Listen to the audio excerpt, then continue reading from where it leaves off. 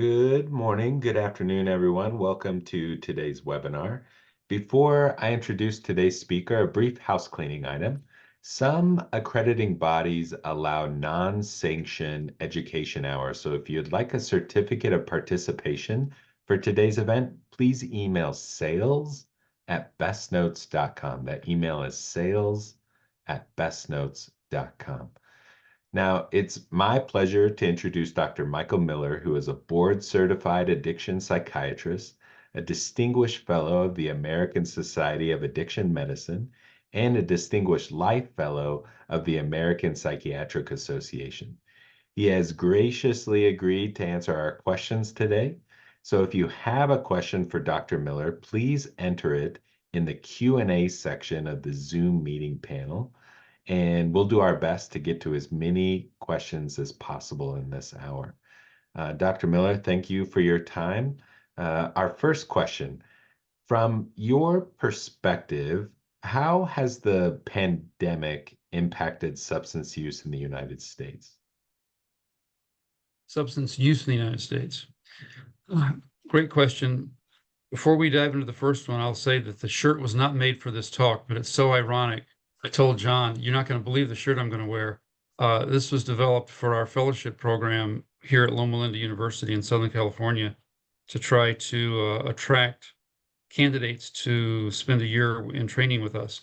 And when John said, this is going to be the title of the Best Notes thing, I just said, oh my God, I can't believe I got this shirt. So took it off the rack for everybody today. I like the way the question was phrased. I'm not an expert in this area, but I've read on it, and the data is that there was a lot more alcohol use. Alcohol use can translate into more alcohol addiction when you have more people with generic vulnerability exposing themselves to the strong reward. The problem with heavy alcohol use in a person with addiction or not is that it's the heavy use that's associated with health impacts. And so overall, believe it or not, you can think it through, there's more health problems from alcohol-related injuries than there are from alcohol-related illnesses. I don't remember seeing anything on alcohol-related injuries during the pandemic. With people hunkered down, I would say probably less.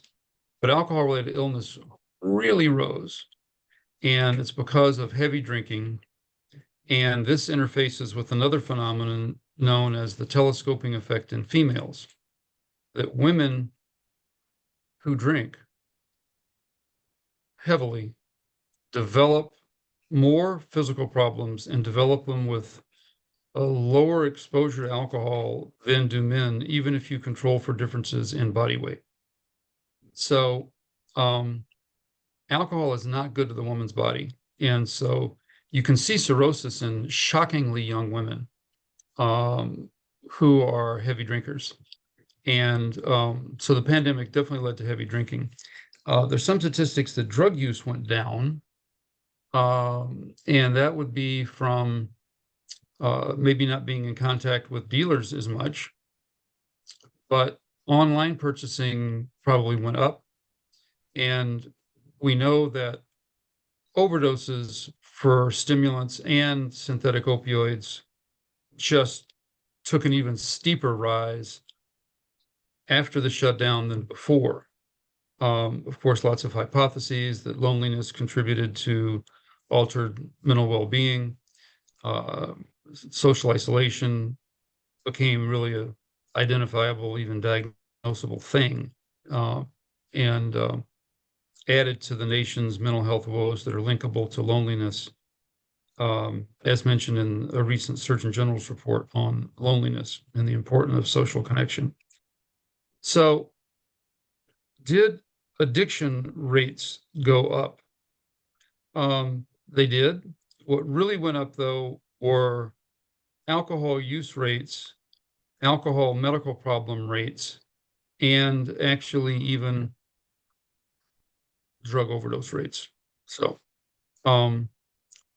the flip side of that penny is that while there's a lot more disease prevalence in the community, availability of treatment went way up because we had to shift to telehealth, and now we have such a telehealth dominant mental health service system that is so convenient for patients and arguably more convenient for clinicians as well to just work remotely, jump on a laptop, and so more people are getting mental health care since the pandemic, partly because they don't have to drive to it. So, so the pandemic gave us a lot of tragedies, but a lot of opportunities for some positive change. That's awesome. If you just arrived, if you have a question for Dr. Miller, please enter it in the Q&A section in the Zoom meeting panel, and we'll get to your question. Dr. Miller, how has microdosing psychedelics proven effective for substance use treatment? Well, I am not a student of that and have chosen not to be. I can, you can say that every patient needs to know every alternative. I'm holding on to some skepticism about psychedelics as therapeutics, especially in addiction population.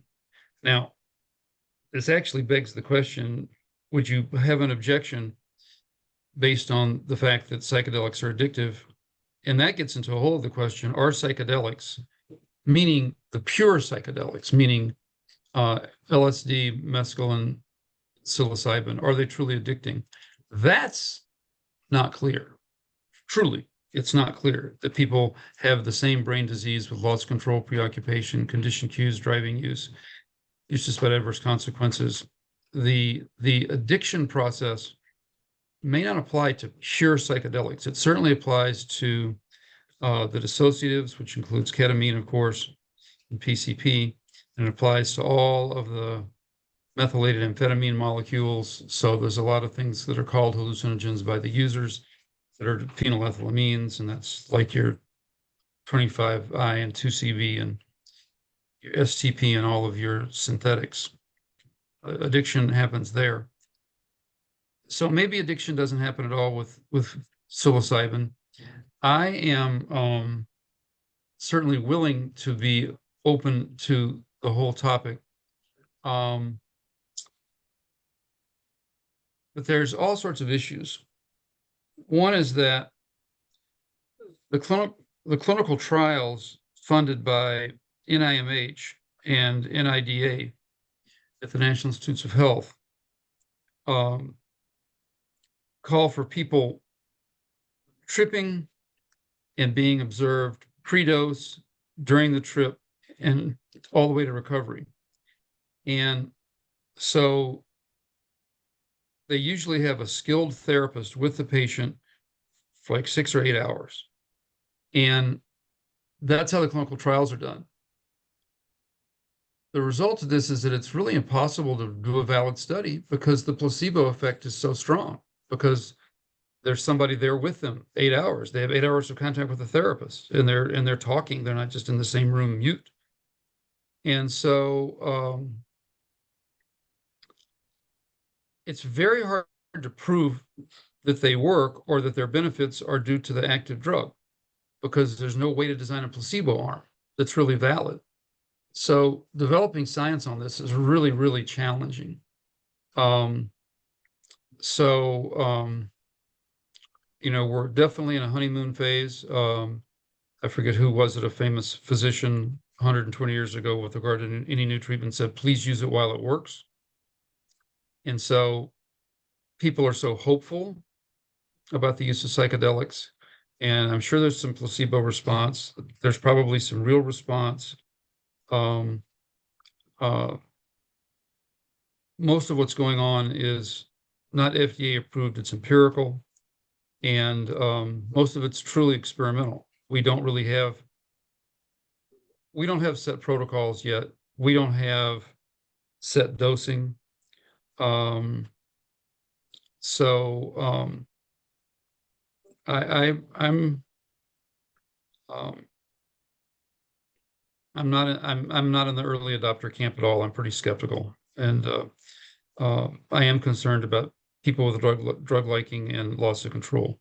If the questions are slow, we'll talk about the pilot who tried to turn off the airplane while tripping on psilocybin as a nice example of unintended consequences.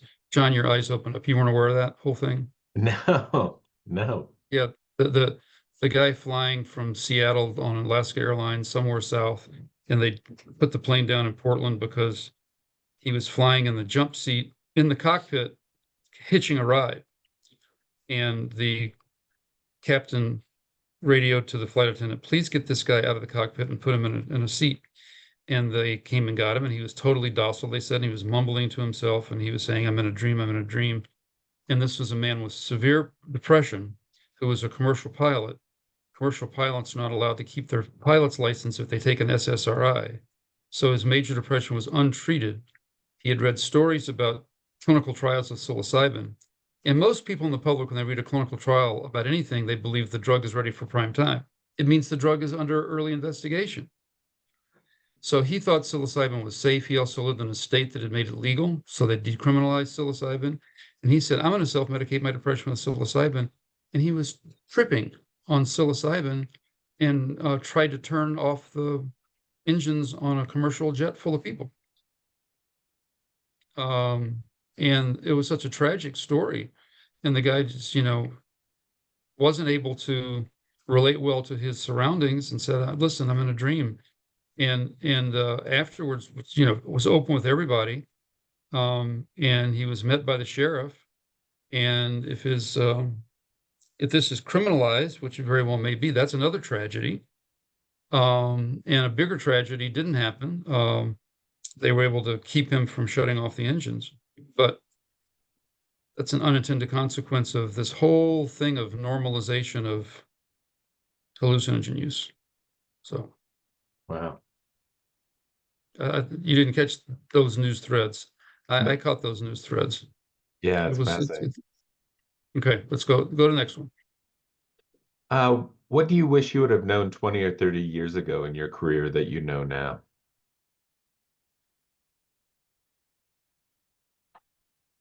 Great question. Um, what do I wish I had known? What do I wish it were known? Um, um, God, great question.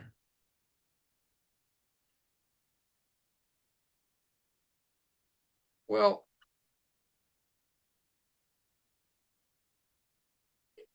this was unavoidable. It takes time to learn, but now we know what a miracle drug buprenorphine is. I mean, we didn't really know. And at first, we had to do all the inductions were in the office and observed, or even inpatient. Some of the very first patients in 2003 were admitted for induction. And now it's not only office induction, now office inductions have been largely replaced by home induction. It's incredibly safe. It's incredibly helpful. It doesn't help everybody. Not perfect, but it's such a great drug. So somebody asked me one day, now that we're trying to come out of, and we're doing somewhat of a decent job of coming out of phase one of the opioid epidemic, which is pharmaceutical opioids overprescribed by the healthcare system. Now that we moved away from that, we're getting back to very conservative prescribing of pain meds for chronic non-cancer pain. I said, "Do you wish that all these people on chronic opioids would just be on buprenorphine instead and would have been started on buprenorphine in the first place?" My answer to that one was absolutely yes. You know, if I mean, and now all the restrictions have been taken away on buprenorphine prescribing. Of course, not all. You still have to have a license to prescribe, and you still have to have a DA registration, but it's a SCED 3. And so the prescriptions can be called in, they can be refilled. It's really easy to use. Don't need an X waiver anymore.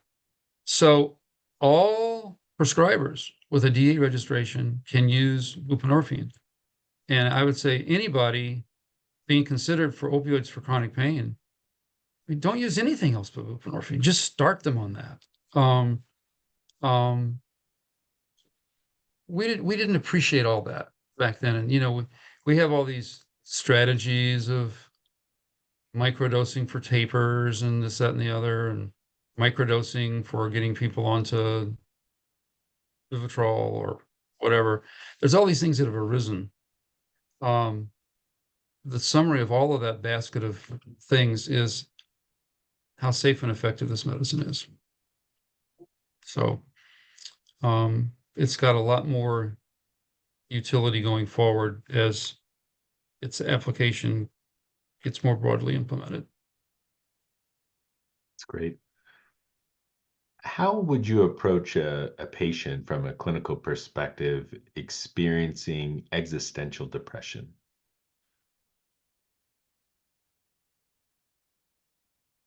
Well, who's going to read Yalom first, the patient or the therapist? Right. So, I mean,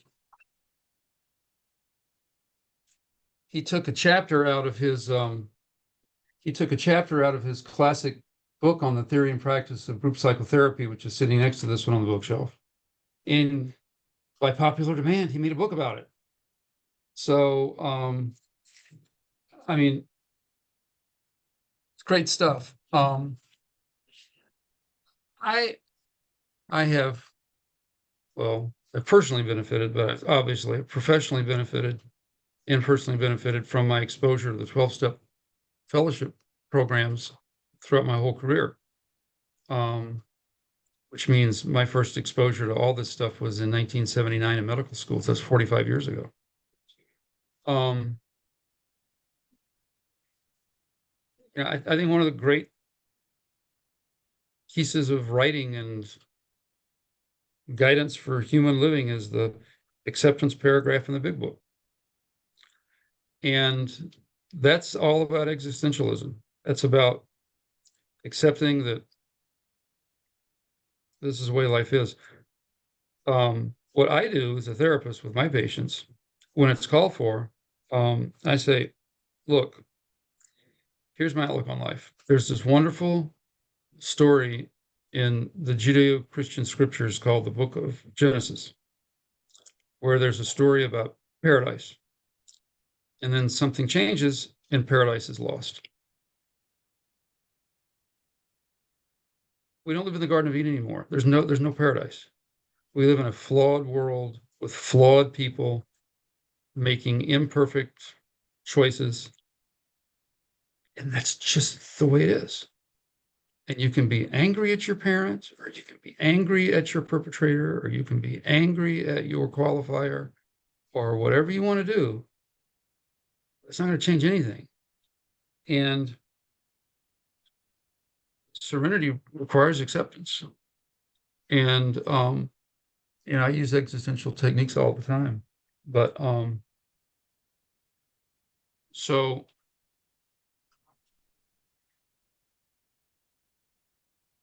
they're not disease specific. It's just the human condition. It's about the human condition. Um, I'm a very optimistic person, and I feel like one of my jobs is to instill hope in people who just haven't been able to find hope yet themselves. Um, so I don't try to promote doom and gloom, and I don't really think it's gloomy to say that we are a speck in the universe, but we are a speck in the universe and probably in the big picture of things relatively inconsequential. You know, that doesn't mean, go jump off a bridge and um or go to a monastery and just sit there and meditate because being in the world is just corrupting you and you have nothing positive to get to it. You know, I'm not a nihilist. Um and I'm not negative. I just accept that, you know, we have very limited power. Um, we try to attain some mastery over our own psyche, our thoughts and our choices, our behaviors. We try, we often fall short. We really have no control over anybody else. Um, and so um, it comes with acceptance. And if you're not familiar, it's so easy to find. Just go to Google and type in acceptance big book. I think it's page 517 of the first edition or something. It's a gorgeous paragraph. That's great. Would you say acceptance and commitment therapy is one of your primary clinical approaches? Yeah, before they called it that and wrote it up. Absolutely. Absolutely. Absolutely. Um, One of the things that I've observed, certain things win in the marketplace of ideas. And a lot of patients, especially those who need it, really like DBT. And a lot of patients really like ACT. And it's proliferating because it's helpful and people like it and it speaks to them. And so absolutely, absolutely. That's great. Mhm. How do you think easier public access to Narcan, naloxone has affected or will continue to affect substance use in society? I don't think it promotes substance use.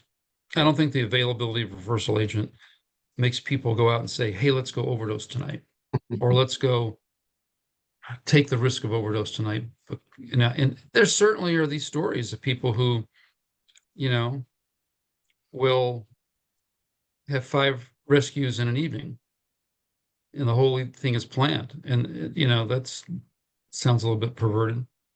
Uh, that is not something that's happening broadly in our culture. So I don't think harm reduction is increasing rates of use or of addiction. It's keeping people alive for the next decision they might be able to make. So I'm a big utilizer in traditional addiction treatment, and promoting abstinence is the best recommendation I can give anybody. I don't believe in moderation management for people with addiction. I don't think it's ever been shown to really work for people that have the brain disease. And the brain disease is one of the best notes videos you can find on YouTube. Uh, but uh,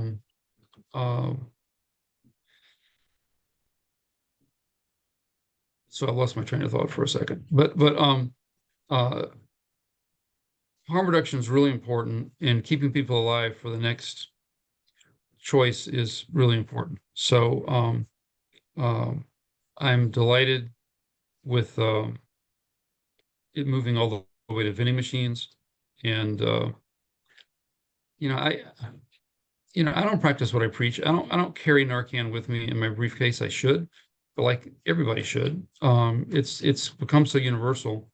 Um, it's it's getting to be recommended that all teachers carry it.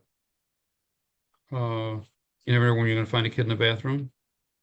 Um, it is. I think life-saving rescue should be available universally, and so the way it's impacting things is, like I say, it's giving people a chance to have a chance. That's what a former football coach at Wisconsin used to say. You want to give yourself a chance to have a chance. And Narcan gives people that. That's great. Jonathan asks, in the previous question, you mentioned the 12-step philosophy, and this seems to have fallen out of favor in recent years in treatment settings. How does ASAM view 12-step modalities in a treatment setting? Well, even ASAM has really gotten caught up in the wonders of pharmacotherapy. And again, being an organization that has non-physician members, but began as a physician organization, physicians have a license and have the ability to prescribe. So that's what doctors do. They put on a white coat and they write prescriptions. Um, there's a large group of members of ASAM who still are deeply involved with 12-step based recovery. Uh, we call ourselves like-minded docs. Um, um, so many people have come into the field of addiction medicine through prescribing for the opiate epidemic that uh, some think that's what addiction medicine is. Many others go, wait a minute, there's more to it than that, and I want to learn more than just that. ASAM certainly promotes evidence-based treatment. There is tons of evidence for 12-step, but the it's easier to develop evidence on things that are more easily studied in a clinical trial. I find one of the challenges of the field I've been in for the last, I'm now in my fifth decade of it, is that what's in the compendium of evidence-based practices that I think SAMHSA still maintains their list of evidence-based practices, is all sorts of things that have been studied, and it's not treatment as usual. It's manual-driven individual therapy of 12 weeks duration. It's a chronic disease, so most people are treated, well, ideally they're treated for more than 12 weeks. I think group is more effective than individual for a whole variety of reasons, therapeutically. And so there's not as many studies done on IOP care, PHP care. So that's a problem. It's easier to get the evidence for specific psychotherapies like CBT, ACT, DBT.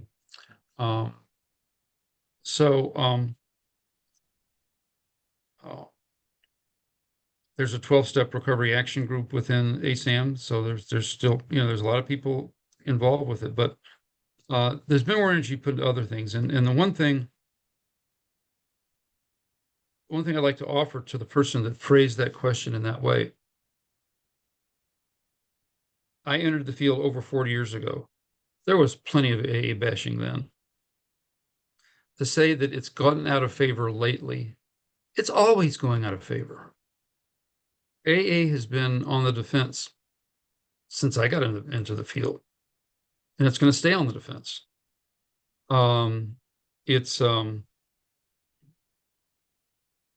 It's potential to see it as a threat to professional treatment, which it's not a threat, it's a wonderful compliment.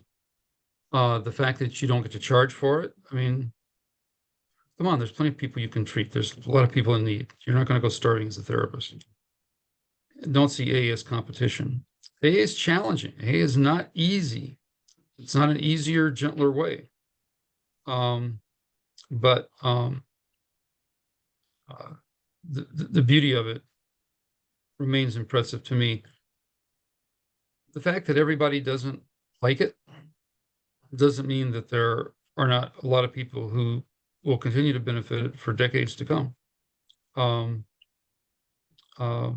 The joke, within AA is keep going to meetings until you like them. Advise people who don't like one meeting, go to another. It's all true. Some people are just not going to connect with it. But, I would say that, one of the new things under the sun, just from clinical experience, is celebrate recovery. I talk to people about celebrate recovery all the time. Am I a fundamentalist Christian? Nope. Okay. Have I ever been to a CR meeting? Nope. Is it winning in the marketplace of ideas? Yep. People like it. Does everybody like CR? Of course not. But if you already are sort of having that religious orientation, and especially if you regularly belong to a non-denominational Christian church, which are certainly winning in the marketplace of ideas over traditional Christian churches, quote unquote mainstream denominations, Presbyterian, Episcopal, Methodist, Lutheran, Catholic. If non-denominational Christian is already something you have some affinity with, my goodness, ask your pastor where are the CR meetings that we sponsor, because most, the mega churches certainly have multiple CR meetings. And it's fascinating to me to hear from my patients. You always learn best from your patients than from webinars like this or books or anything. And what the patients tell me is they like the format of the person with addiction and the affected family member going to the same meetings. They find it develops their insight and empathy for what it's like on the other side of the street. Um, the affected family members are still encouraged to stay on their side of the street and not try to fix the other person. You can't cure it, you can't control it, and all the principles of Al-Anon. But they also can develop some real empathy for the struggles, and they hear the struggles, and they hear that it's not a self-imposed disease, and um, so like being in the room helps the affected family member, and then the people with addiction are just kind of blown away. They go, "Oh my God, all these years, I was trying to really understand what my condition was and what its impact had been on others and reduce my denial. And my sponsor says get real and, make amends and all this kind of stuff that's in the 12 steps. I go to these CR meetings and I listen to the affected family members and I see the impact. And I did that. Oh my goodness. It is very powerful, very powerful. So Celebrate Recovery is a new kid on the block. I think it's definitely a positive advance overall. Now, are you going to take it agnostic and send them to CR? Please don't do that. Don't, I mean, no, no, no, no, no, no, no, no, no, no. Have them read the We Agnostics chapter in the big book, but maybe have them go start trying out smart recovery meetings. That's you do with your people that say, don't give me anything spiritual, much less religious. So you don't force things on people, but you make things available. I think CR is a great advance. I haven't heard any horror stories from CR. If you have them, maybe share them with me. Okay. Excellent. Do you have any advice for lingering depersonalization or derealization from a marijuana-induced psychotic break?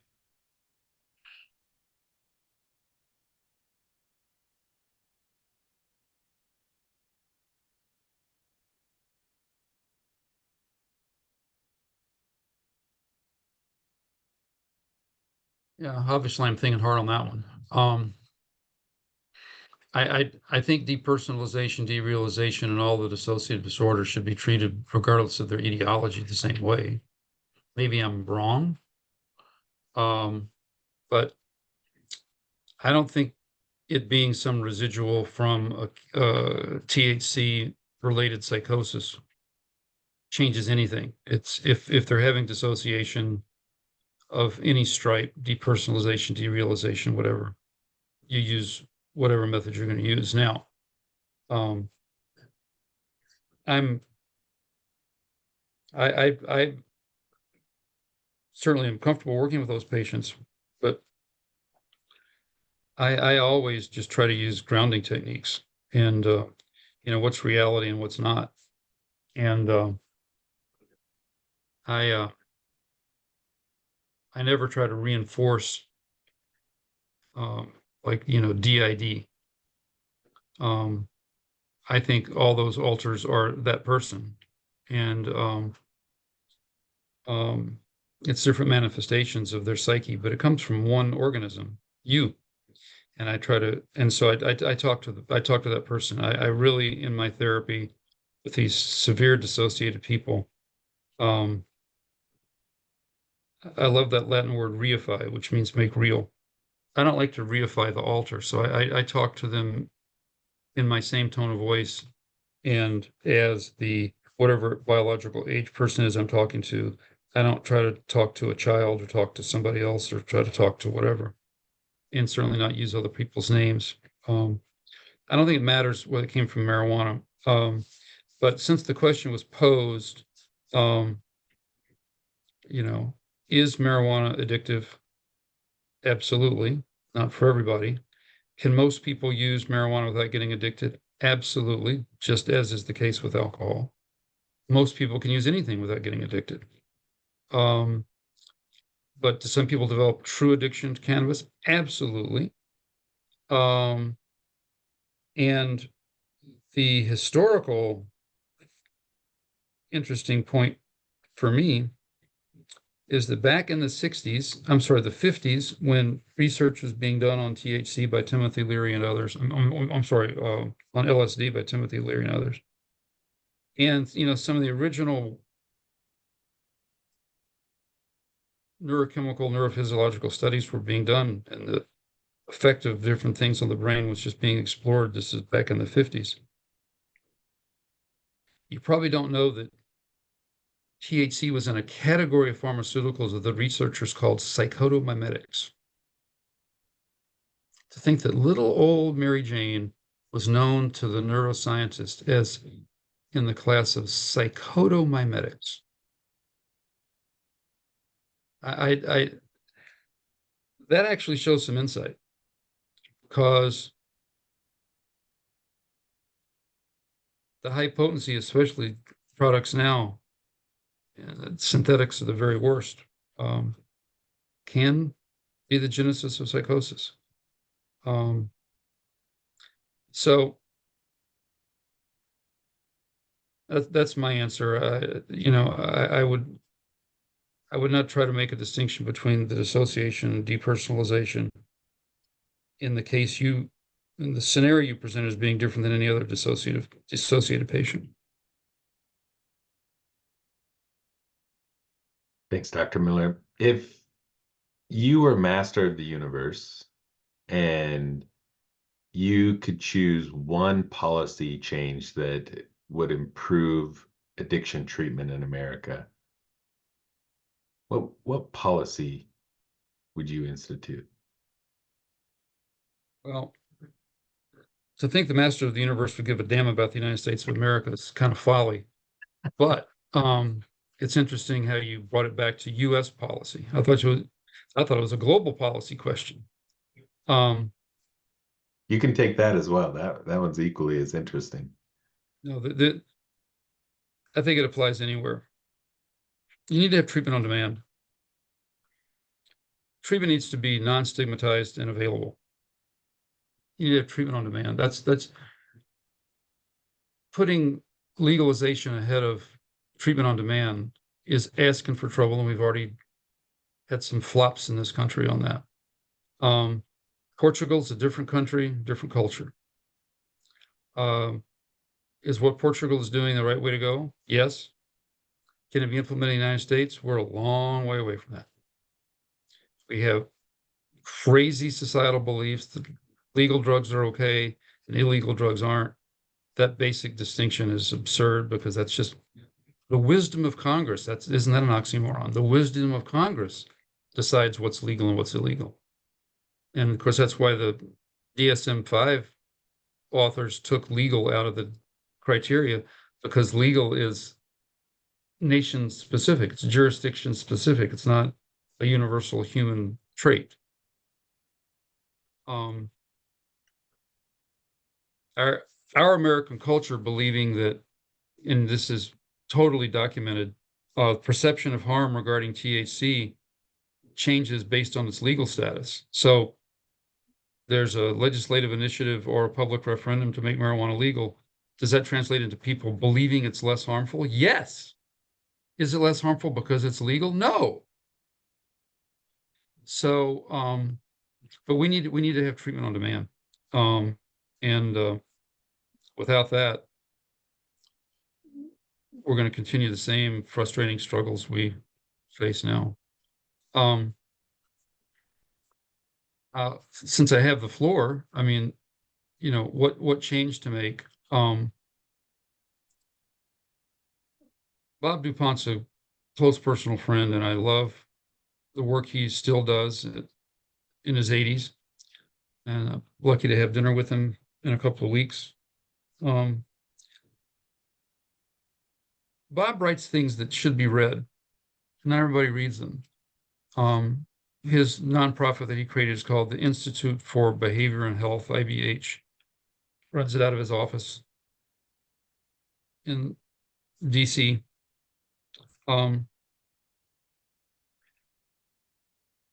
Bob looks at all the prevention data and says delaying onset of use is one of the most important strategies. And one of the nation's tragedies, in his view, is the laissez-faire attitude of colleges and universities regarding substance use by students. That we're doing a disservice to our youth, and we should set expectations of non-use as the expectation. The statistics he loves to show the slides of, and I've seen these come from places other than Bob DuPont. The percentage of abstainers amongst high school and college students is just been on a steady rise for the last few decades, and nobody talks about it. Nobody knows about it. The number of non-users is dramatic. And so, you want to develop services on campuses such as sober dorms and recovery high schools and all sorts of things to support people that already have an issue, to not feel like the culture is forcing them to use or go back to using, but just offering support and endorsement of the idea that if you choose to not use drugs at age 21, fine, you're not a weirdo. The actual numbers are very impressive.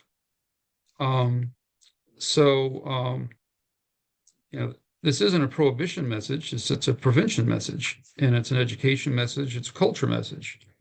In the 80s, I had the experience of working in two different cities. One, a city of 50,000 in semi-rural Wisconsin that was a branch of University of Wisconsin. The other is in Madison, and a very cosmopolitan city that feels a lot bigger than its population, with this world-class university that had a totally different attitude. In the smaller campus, the dean of students was expecting kids with alcohol problems to be in treatment at campus health service, and he believed in loco parentis. And Madison absolutely rejects the whole concept of in loco parentis. And more colleges are, I think, inching toward a return to the former concept of in loco parentis. I think culturally that's a good thing. But is that really a policy change or just a culture change? Let's take another question, John. When you talk about treatment on demand, my mind automatically goes to telemedicine. This isn't a very fair question, but what is your opinion on the use of telemedicine in addiction treatment? Well, all of us know that there's some benefit of a deeper human connection than you can get over a computer monitor. But effective treatment is not impossible using Zoom. Having group therapy via Hollywood Squares can work. There are definitely patients who prefer it, not just for the convenience of travel time and not having to take time off work or anything else. It's not just the time factor. Some people are more comfortable with the distance, that the closeness is, it's a barrier for them. And so I think telehealth is a tremendous advance. I now work in the VA, the most customer-oriented organization I've ever worked in my life. And they so care about the veterans they serve, and it's all about service. And I'm not kidding you. You get septuagenarians getting veterans benefits, getting their health care here. And what does the VA do? It mails every one of them a tablet that wants one. Any veteran that wants one, and they teach the veterans how to use them. And obviously, sometimes partners or adult children help the uh, retirement age veteran to get more accustomed with the technology. But I'm in an area where we serve probably a 4-hour radius.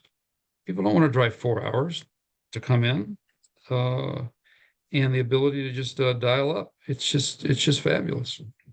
So um, I'm a big proponent. It really does. It changes access tremendously. But there's no doubt about we had a policy question earlier. The parity law is great. It has changed things.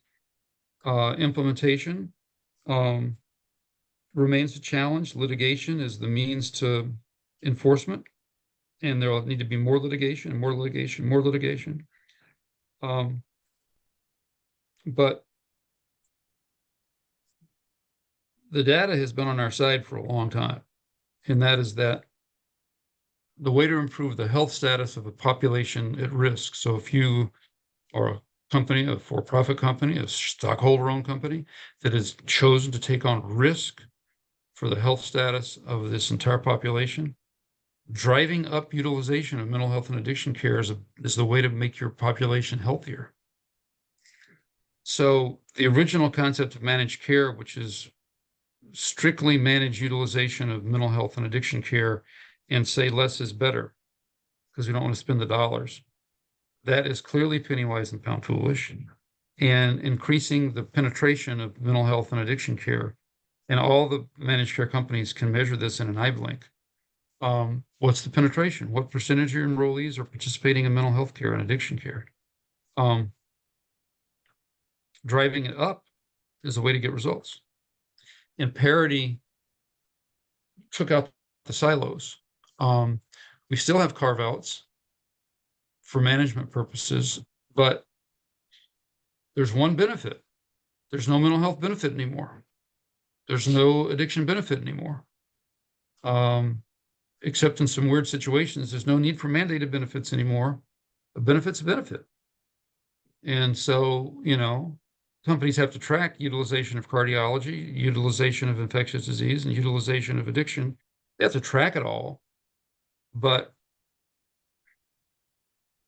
making the addiction service utilization number lower is not a way to get you anywhere.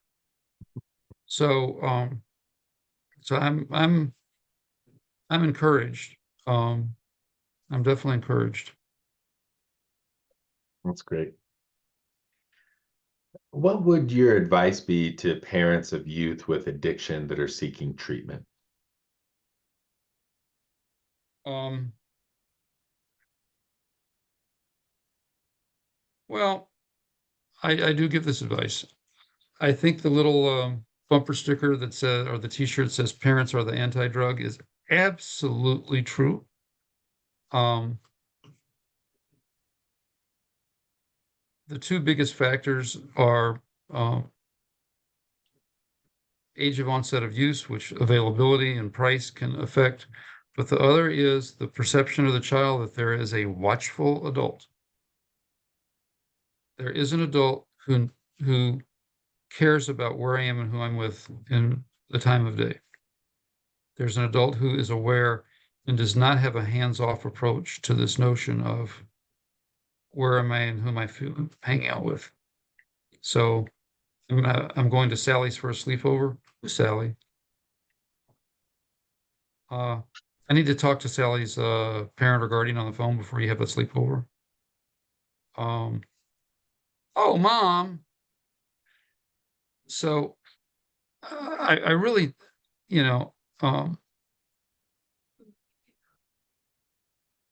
I have experience with the correct message not winning in the marketplace of ideas.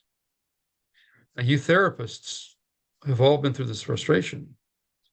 You're trying to work with a kid, and the parents are less than helpful.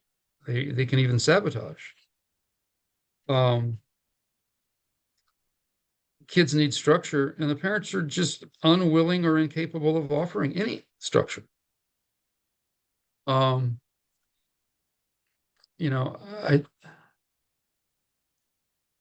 I I think that, my advice to parents is you can't cure it, you can't control it, you didn't cause it. Let's start with that. But at the same time, change starts with you. You got to step up to the plate. You want your kid fixed? Let's work on fixing you and um, providing you skills, sending you to parent classes so you're willing to parent. Because if you're not willing to parent, the therapist can't do that for you. So um, we want to teach you the benefits of parenting and how this can actually help your children to be parented as opposed to unparented.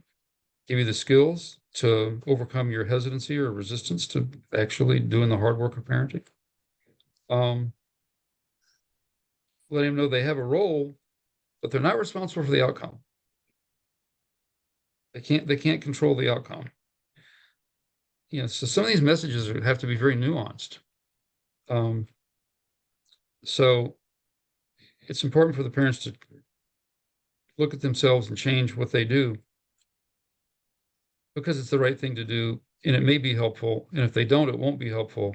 But even if they change and become good parents and effective parents, you're not responsible for the outcome. It can still go sour. So um, it's the biggest challenge. And it's the most undertreated segment. It's the most important segment to treat, and it's the most undertreated segment. Every one of my psych residents that comes through here who says, I'm going to go into child adolescent, I'll say, you can go into addiction too. You're going to find huge amounts of addiction in the population that you've chosen to spend your life's work in. Boy, do we need triple boarded doctors. We need doctors who spend a year of addiction training in addition to their 2 years of child adolescent, in addition to their basic child psychiatry. Can't speak to the training or the certification methods in psychology. I'm not aware of them. I know about them in medicine. And we need crazy numbers of triple boarded docs who know adolescent mental health and adolescent addiction. I've got a close colleague who was a pediatrician and got so frustrated being a pediatrician. She said, I want to go take an addiction fellowship and learn how to treat adults with addiction. That's the best thing I can do for pediatric patients. So she walked the walk. She changed careers. It was the right decision for her. Maybe a couple more. Last one. How do you approach treatment for patients with treatment-resistant addiction? And if harm reduction is one of those approaches, can you talk a little bit about the principles of harm reduction? Well, good way to wrap up the hour. Harm reduction and addiction treatment should not be viewed as antithetical and still are. Every patient in addiction treatment should have the opportunity of harm reduction approaches. Harm reduction approaches are empowering. They're meeting the patient where they are. They use motivational enhancement theory and practice. The patient is in charge of their own recovery. Again, stay alive so you have a chance to have a chance. So harm reduction is very important. Classic examples, of course, are needle and syringe exchange programs, teaching people safe sex as well as safe drug use. One of the simplest messages, and anybody can employ it today, this day with your clients today. If you're going to ever be using drugs, can you please, let's make a promise. You will never use alone. Let's just start there. Anytime you have somebody around, hopefully with Narcan, because opioids, fentanyl is in the entire drug supply. It's in the methamphetamine, the cocaine, the counterfeit Xanax pills. Fentanyl is in all drug supplies now. So never use alone. That is so simple, but really life-saving. So powerful. And of course, the policy side is you need to have a 911 law, a Good Samaritan law in every state, which not every state has yet. So the bystanders should be able to call 911 with immunity. But at any rate, they're not antithetical. Everybody should have harm reduction. The concern I have with harm reduction is people getting dispirited. Program directors, even single state agency directors, I don't know if it's happening at the level of the feds, so dispirited that they say, all we have the resources for is harm reduction. We can only keep people alive. That's all we can do. We don't have the resources to offer anything else. And they give up on recovery. They give up on the patient. And they don't really feel like they have the time or energy, financial resources to have programs in place to help them really enter and stay in recovery. So it's like, all we can do is harm reduction. That is, I think it's dehumanizing. I think it's an insult. I think it sells everybody short. It sells everybody short. It sells the patient short, saying you're not capable of anything else except just barely being alive. And your therapist can't achieve any goals better than that. It's a very limiting, pessimistic worldview, I believe. We should use harm reduction to keep them alive so that they can pursue recovery fully. I think calling methadone harm reduction is of addiction. It's not harm reduction. And harm reduction is not the lesser of evils. That's a terrible way to conceptualize it.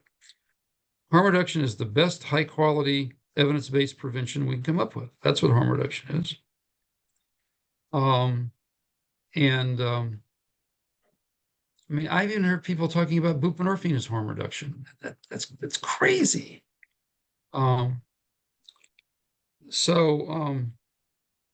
Treatment saves lives. The goal is let's not have a sudden death, but let's not have a long-term death from the progressive disease of addiction either. Let's treat addiction to save lives, and let's not be dispirited about it. So if in your own self-reflection you feel like that you have fallen into the trap of saying either or, and that the concepts are antithetical,